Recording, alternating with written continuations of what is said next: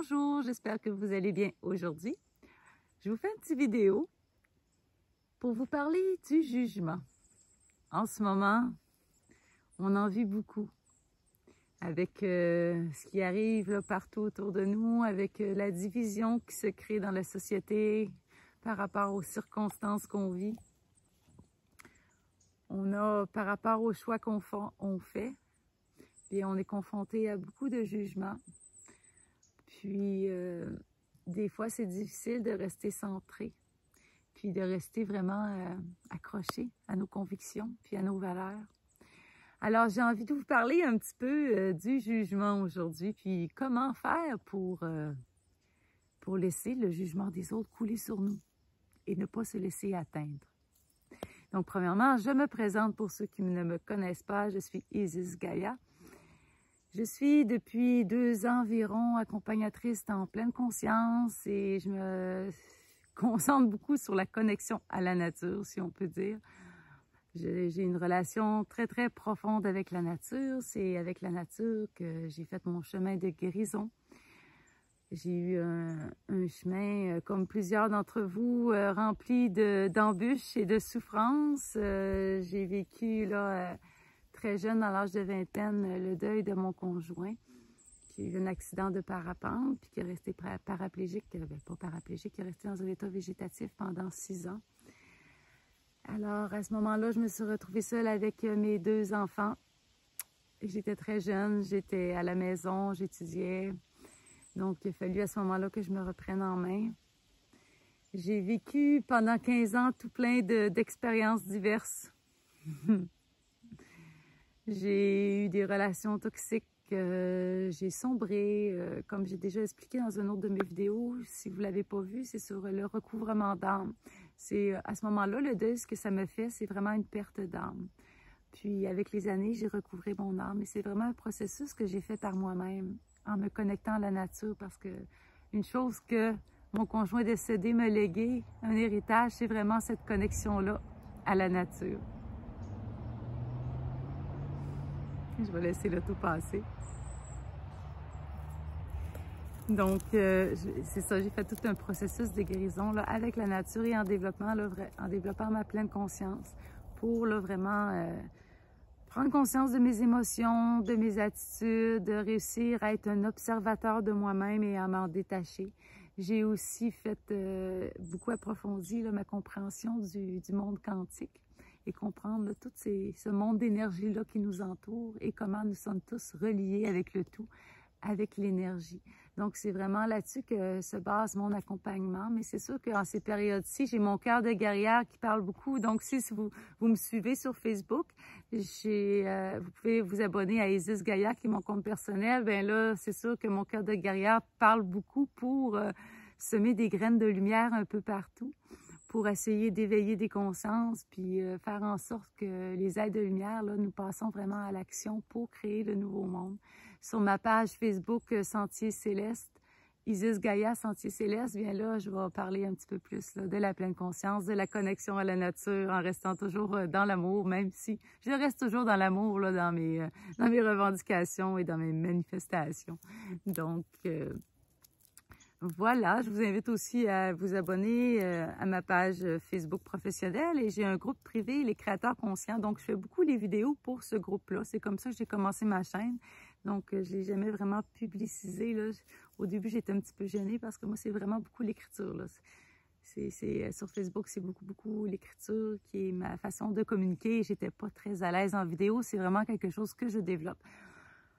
Parce que là, je suis installée à Mauricie ici, puis là, je suis en train au Québec, je suis en train de développer là, vraiment un endroit sacré, un espace sacré pour recevoir là, des gens dans des cercles. J'ai mon premier cercle dans 1 semaine et demie. Puis, je vais faire des ateliers de connexion à la nature et l'année prochaine, là, on est en train d'installer des tipis, des habitations, des espaces de camping. Donc, l'année prochaine, je vais organiser des retraites de connexion à la nature et de pleine conscience, de ressourcement, des retraites camping, là, vraiment repousser nos limites aussi, aller voir en soi, se reconnecter à soi. Donc voilà, c'est un peu ce que je suis et mon background. Donc, je fais souvent des petites capsules comme ça là, sur Facebook, sur la connexion à la nature, sur la pleine conscience. Et souvent, c'est vraiment des petites capsules là, qui sont spontanées lors de mes marches en forêt que je fais. Donc, aujourd'hui, le jugement. Donc, moi, j'ai eu beaucoup là, de petites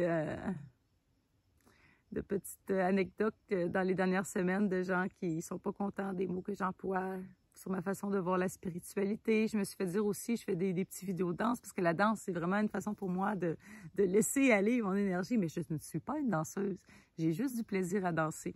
Puis, je danse mal. Il y a une professionnelle de la danse qui m'a dit que c'était n'importe quoi. Tu sais, un moment donné, c'est de laisser couler. Moi, si je peux inspirer des gens à se laisser aller, à ne plus avoir peur du jugement, à ne plus avoir peur d'être soi-même. Puis, j'aime beaucoup voir les femmes, les hommes qui osent faire des publications avec des belles photos d'eux, de ne pas avoir peur de se montrer non plus. Pourquoi se cacher? On est tous souverains, on est tous grands, puis on n'a pas à se juger envers l'autre. Ce qui m'amène vraiment au jugement. Donc, comment que je fais, moi, pour laisser couler sur moi tous ces jugements-là que je reçois ou ces messages de haine ou de frustration ou de jalousie. On voit des fois, on perçoit vraiment la blessure de l'autre. Hein, parce que le jugement des autres, c'est vraiment un reflet qui projette sur nous, un reflet de leur propre blessure, de leur propre croyance limitante qui limite. Alors, le fait que quand les autres nous jugent, ça ne nous appartient pas. C'est vraiment leur vision à eux du monde. C'est leur perception à eux. On a toute notre propre perception. Il n'y a personne qui est dans ta tête, il n'y a personne qui est dans tes yeux, il n'y a personne qui a vécu ta vie. Alors toi, tu t'es construit vraiment une perception par rapport à tout ce que tu as vécu, à tes expériences, à ton développement que tu as fait. Tu es rendu dans un certain chemin aussi. On est à différents... on n'est pas tous au même endroit dans le même chemin. J'aime pas ça parler de niveau. Je pense que c'est plus vraiment... Je le vois plus en étant... horizontale. Donc, on n'est pas tous au même niveau, on n'a pas tous vécu les mêmes choses. Donc, personne ne peut savoir comment toi, tu perçois la réalité.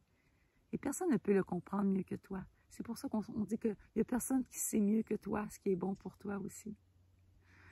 Donc, dans le fond, on est l'acteur principal de notre propre vie. Puis les autres sont des figurants dans notre vie. Il ne faut pas se le cacher. Puis c'est pareil pour les autres. Les autres, ils sont l'acteur principal de leur vie. Et nous, on est des figurants dans leur vie. Puis ça, quand on comprend ça, qu'on est tous le centre de l'univers, nous-mêmes, puis on se crée toute une propre réalité qui correspond à nos illusions, à nos perceptions. Puis il n'y a rien qui est figé non plus dans cette réalité-là. L'important, c'est vraiment de comprendre que lorsque les autres nous jugent, c'est par rapport à leur perception à eux de la réalité. Puis, c'est vraiment le reflet de leur intérieur à eux. Donc, ça ne nous appartient pas.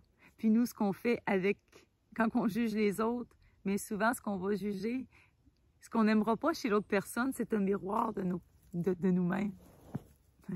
C'est difficile des fois à accepter ou à avouer, mais c'est le cas. Toutes les personnes qu'on rencontre dans notre vie, dans le fond, c'est un miroir de nous-mêmes, de nos qualités, de nos côtés qu'on aime moins. On reflète notre intérieur. Tu sais, toute la réalité autour de nous, c'est le reflet de notre intérieur. Alors que c'est pour ça que c'est super important de cultiver son intérieur, de se transformer en premier individuellement pour voir le monde extérieur se transformer. Puis c'est le principe un peu de la loi de l'abondance pour matérialiser vraiment ce qu'on demande, ce qu'on désire. Bien, il faut vraiment rayonner, vibrer à l'intérieur. Il faut augmenter nos vibrations, il faut se mettre dans des émotions positives, il faut s'aligner avec nos valeurs, il faut s'ancrer de façon tellurique, de façon cosmique. Donc, c'est pareil pour le jugement. Donc, c'est le deuxième accord Toltec. Je ne sais pas si vous connaissez les 4 accords Toltec. Là, le deuxième, c'est ça, c'est ne rien prendre personnel. Parce que la vision que les autres ont de toi, ça correspond à leur propre regard et non le tien. Puis c'est pour ça que des fois, on est pris dans des cercles vicieux aussi hein, de dépendance, parce qu'on vit à travers le regard des autres. Alors que c'est vraiment à travers notre propre regard qu'on va trouver vraiment l'amour qui va faire grandir notre lumière en nous. Puis je pense que c'est le plus difficile. En tout cas, moi, ça a été vraiment le plus difficile dans mon cheminement parce que quand je suis sortie de la relation toxique il y a 5 ans, j'étais vraiment plus rien. J'étais un tas de merde à mes yeux. J'étais morte de l'intérieur. J'étais complètement éteinte. Parce que je me voyais seulement à travers, après le décès de mon premier conjoint, je me voyais seulement à travers des yeux des autres. Puis sûrement que ça remontait à plus loin que ça parce que c'était des blessures que j'avais dans l'enfance. Donc, quand la personne a décidé de me détruire ou de vraiment avoir un regard très noir sur moi, bien, ça me fait vraiment sombrer parce que j'adoptais son propre regard qu'il avait sur moi. Puis ça a été vraiment un gros apprentissage de reconstruire cette vision-là que j'avais de moi-même. Ça a été vraiment de me reconnecter à mon essence intérieure. Puis, quand on se reconnecte à son essence intérieure, puis qu'on apprend vraiment à s'aimer dans notre essence, c'est là que le regard des autres ne nous importe plus. Qu'on trouve l'amour à l'intérieur de soi, puis qu'on n'est plus constamment en manque d'aller chercher l'amour dans les autres, dans l'extérieur. Puis c'est là qu'on ose. On ose être nous-mêmes. Parce qu'on a confiance en ce qu'on est. On a confiance en notre grandeur. Puisque les autres peuvent penser de nous, ça ne nous atteint plus. C'est un long processus. C'est une déprogrammation vraiment qu'il faut faire, une reprogrammation. Il faut vraiment être en pleine conscience de nos émotions, de nos attitudes. Donc, ce cheminement-là, il faut vraiment le faire conjointement avec la pleine conscience, aussi avec le développement de notre pleine conscience, d'être vraiment un observateur de notre vie, un observateur de nos émotions. Puis nos émotions, ils vont toujours être là. Mais c'est plutôt notre attitude face à cette émotion-là qu'on peut changer. Nos mécanismes de défense qu'on peut mettre de côté.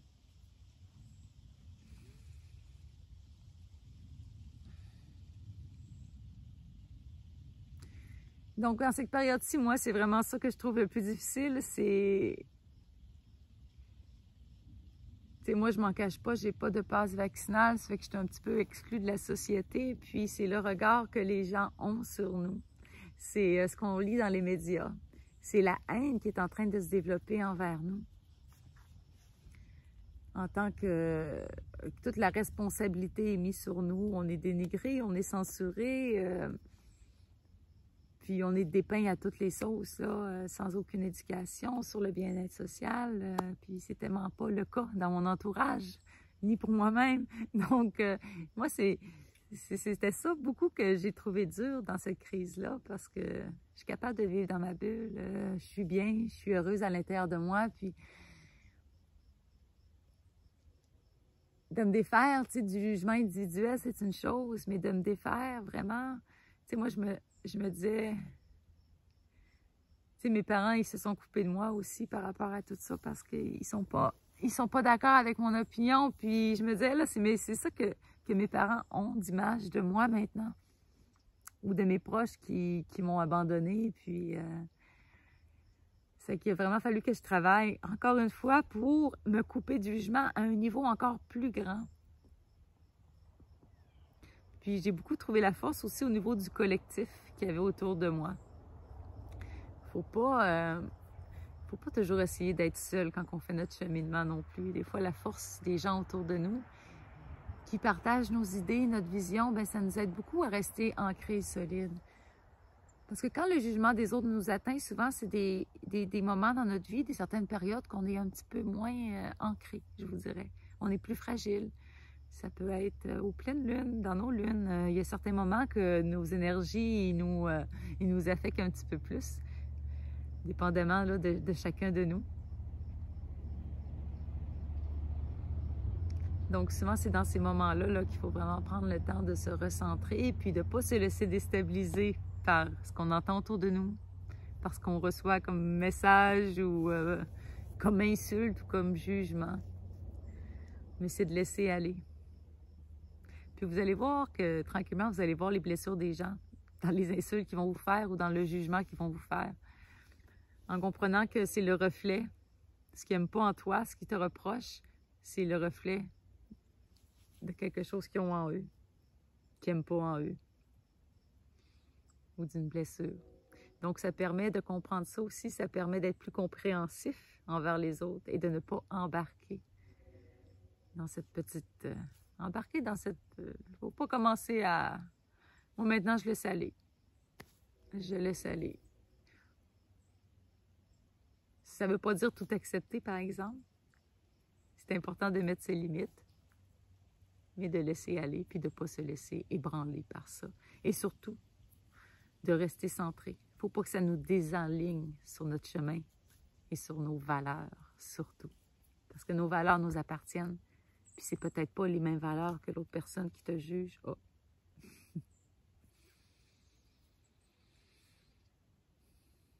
Donc voilà, c'était le petit message de la journée. Alors, je vous souhaite, on est mardi, je vous souhaite un bon restant de semaine. Et restez centrés, ancrés, restez zen et gardez espoir. Bisous.